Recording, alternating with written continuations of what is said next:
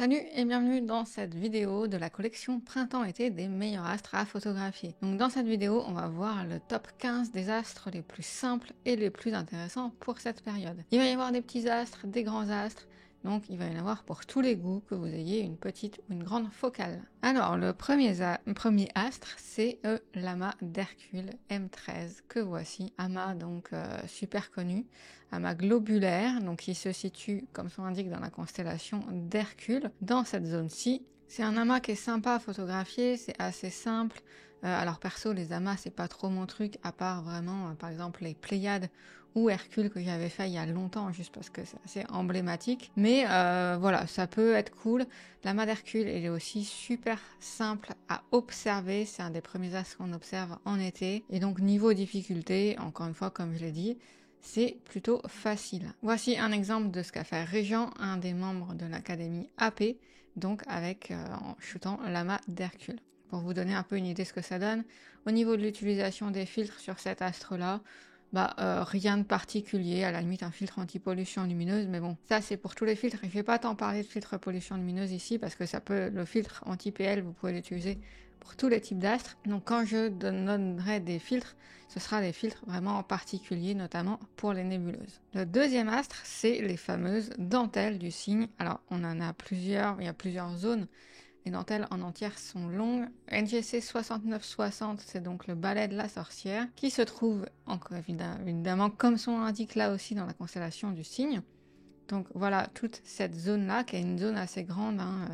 Moi, je le tiens pas complètement en entière avec 400 mm de focale et capteur APS-C. Donc vous pouvez, voilà, soit l'idée c'est de se focus sur une zone, donc le balai de la sorcière ici, ou la grande dentelle ici, ou si possible avoir l'intégralité. Elle se situe dans cette zone-ci, vers Géna, je ne sais pas comment ça se prononce, du cygne.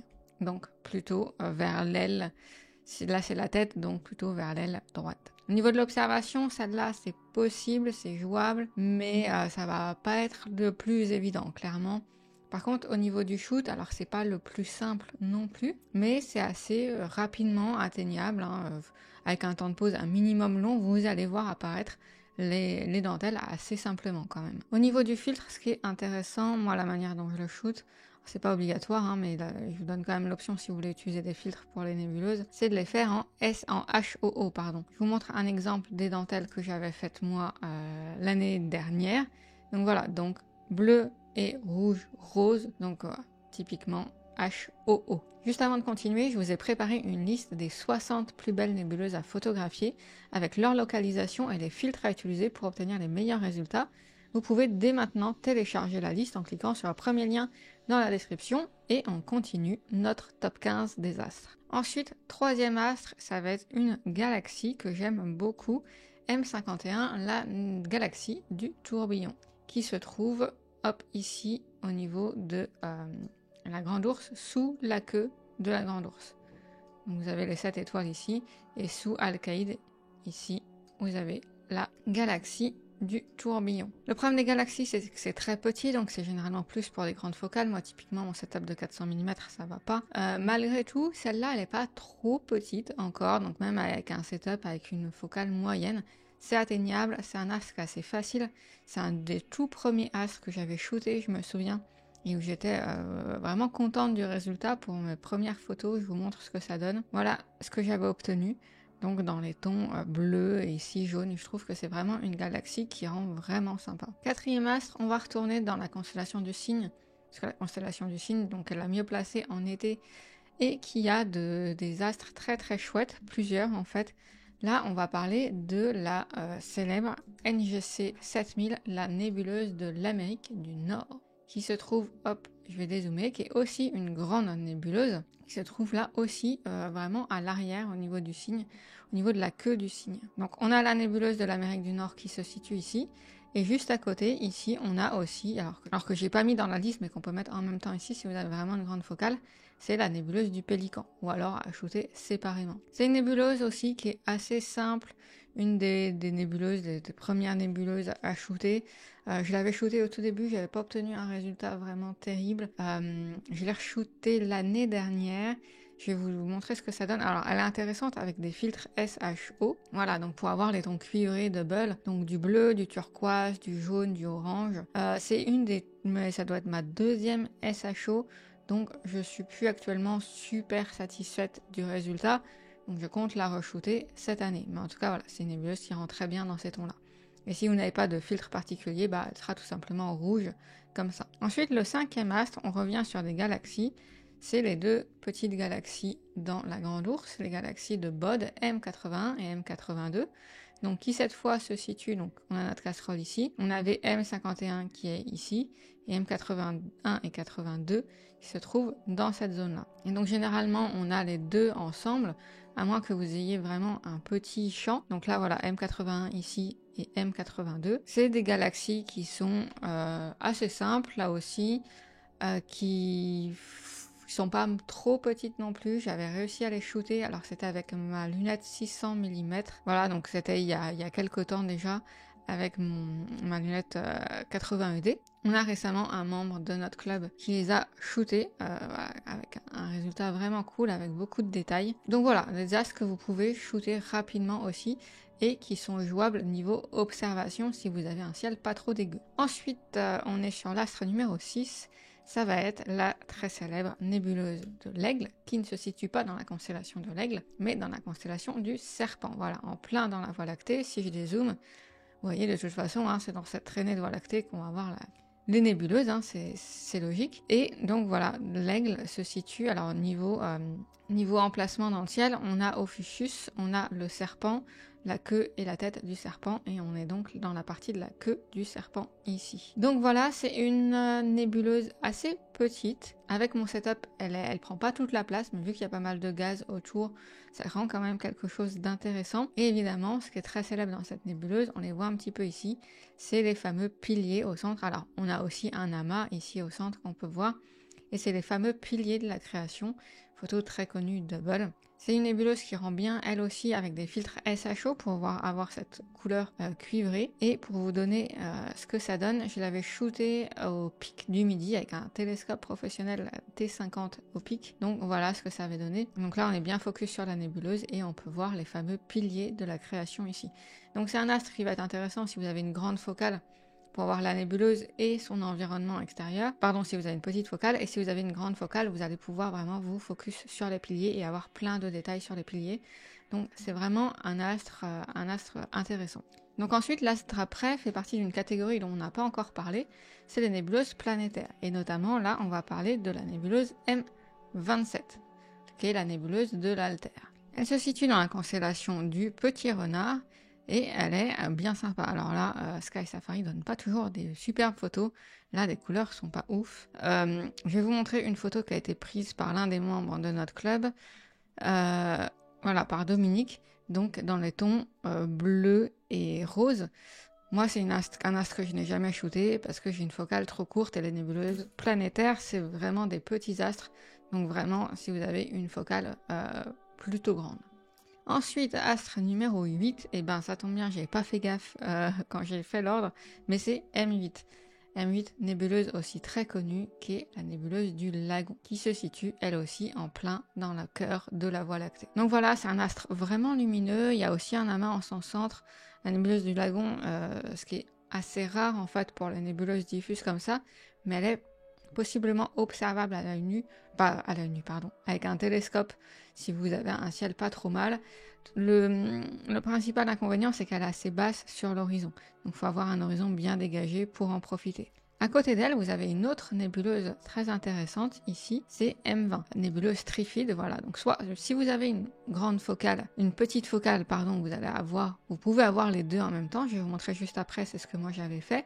Si vous avez une focale un peu plus grande, vous allez pouvoir choper l'une ou l'autre. La nébuleuse du Lagon rend bien en SHO notamment, et la nébuleuse trifide rend pas mal en HOO. Et je vous montre ce que j'avais sorti il y a quelques temps. Voilà, j'avais fait cette photo il y a quelques temps. Donc ici sur un espèce de SHO et ici la nébuleuse trifide en HOO.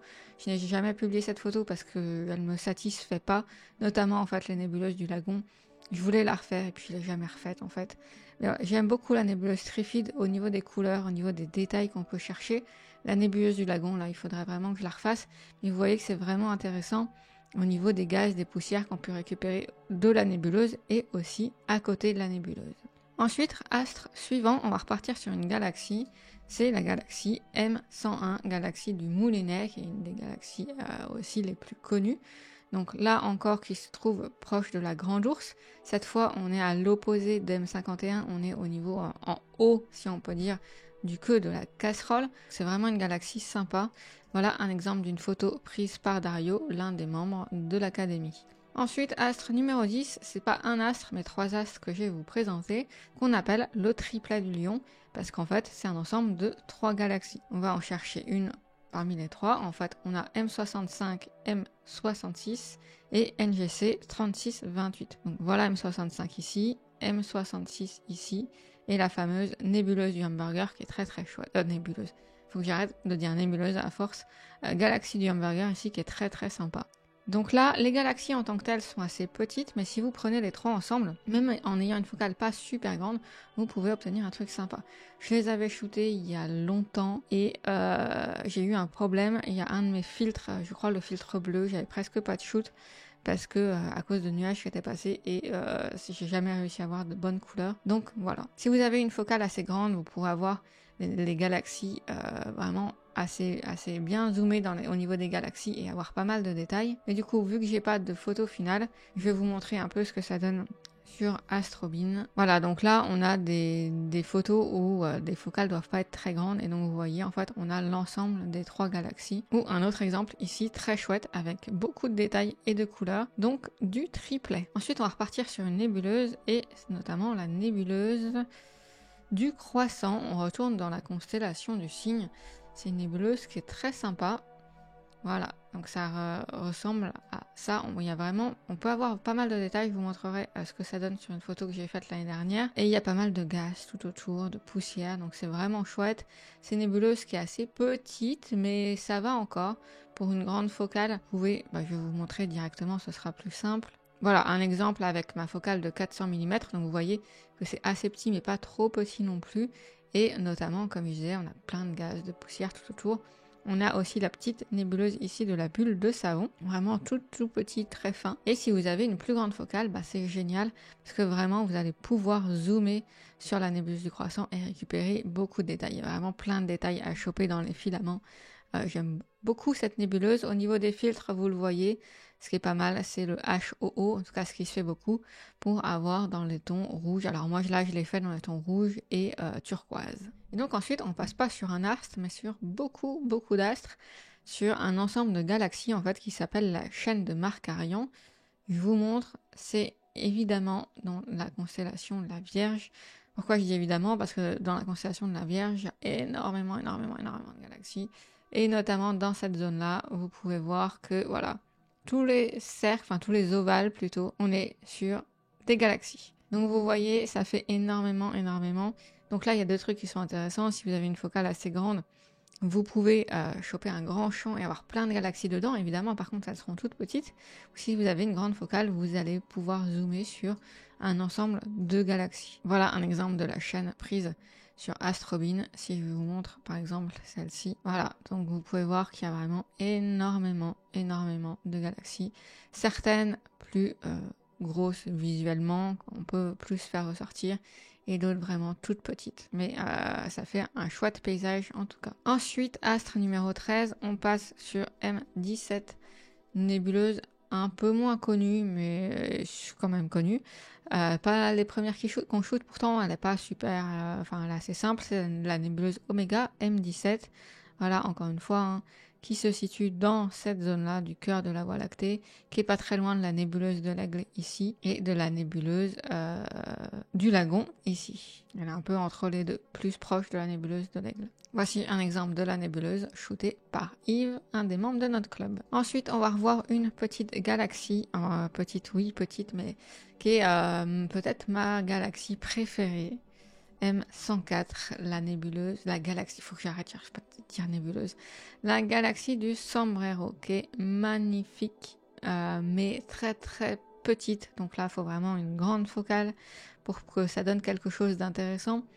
à défaut d'avoir une photo, je vais vous montrer la photo faite par Hubble. Voilà, vous l'avez sûrement déjà vu parmi les photos les plus connues d'Hubble. Magnifique nébuleuse galaxie du sombrero. Donc celle-là, vraiment pas évidente, clairement. Ensuite, on passe sur une autre nébuleuse planétaire, très connue, assez facile à observer, mais pas si facile que ça à shooter. C'est pour ça qu'elle arrive dans cet ordre-là, enfin à la fin du classement. C'est la nébuleuse de la Lyre, donc dernier astre, enfin j'ai une petite surprise, mais c'est dernier astre du top 15. Voilà. En fait, pourquoi je l'ai mise aussi loin, c'est qu'elle est là aussi vraiment petite. Donc il va falloir vraiment une bonne focale pour aller la shooter. Sinon, vous aurez vraiment un petit point, un petit cercle au centre de votre photo. Donc là encore, j'ai jamais pu la shooter parce que j'ai pas le setup qu'il faut. Donc je vais vous montrer l'exemple le plus connu de la nébuleuse. Encore une fois, une photo de Hubble. Magnifique, mais voilà, très petit. Et donc on a fini le top 15, mais comme je disais, j'ai un astre bonus. C'est là ce que je suis en train de shooter en ce moment, en fait, qui est peut-être un peu moins connu, enfin en tout cas un peu moins connu par vraiment quand on débute. C'est pas forcément le premier astre dont on entend parler, mais c'est une zone très sympa. Je vais vous montrer ça tout de suite. C'est Oro-Ophiuchi Nebula. Donc, c'est une nébuleuse. Hop. En fait, c'est toute une zone. Il y a une nébuleuse et il y a des étoiles et il y a voilà, des zones intéressantes. En fait, c'est toute cette partie-là. Donc là, on a la nébuleuse principale. Ici, on a la zone avec l'étoile d'Antares, donc l'étoile très brillante du Scorpion dans les tons jaune orangé. Et on a là aussi des zones, des étoiles avec un peu des gaz, des poussières. Et tout ça, c'est vraiment chouette, à la fois par rapport au gaz, aux poussières, comme je disais, et aussi au niveau des couleurs.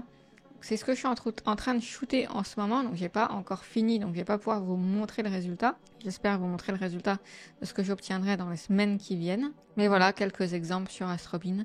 Alors, en fonction si vous avez une grande focale ou pas, vous allez pouvoir... voilà, là, hop, un exemple. Donc vous voyez que vraiment au niveau des couleurs, c'est très chouette. Au niveau des zones sombres ici, c'est très chouette. Donc voilà, un des inconvénients par contre, c'est que c'est vraiment bas sur l'horizon. Donc ça va pas dépasser les 30 degrés si vous êtes en France. Donc voilà, il faut avoir un horizon bien dégagé au niveau du sud et shooter petit bout par petit bout. C'est pour ça que je mets pas mal de temps à shooter sur plusieurs nuits. Parce qu'en fait, chaque nuit, je shoote pas super longtemps parce que j'essaye de shooter les moments où elle est la plus haute dans le ciel. Je m'arrête et je recommence le lendemain. Évidemment, il peut y avoir des nuages entre temps, donc c'est assez long parce que je veux pas mal de temps de shoot pour essayer d'avoir de bonnes datas. Voilà pour ces 15 astres, j'espère que ça vous aura plu. Évidemment, il y en a d'autres. J'ai fait un choix qui est arbitraire, forcément. Si vous voulez aller plus loin, j'ai créé une liste des top 60 des nébuleuses les plus intéressantes, les plus chouettes à photographier.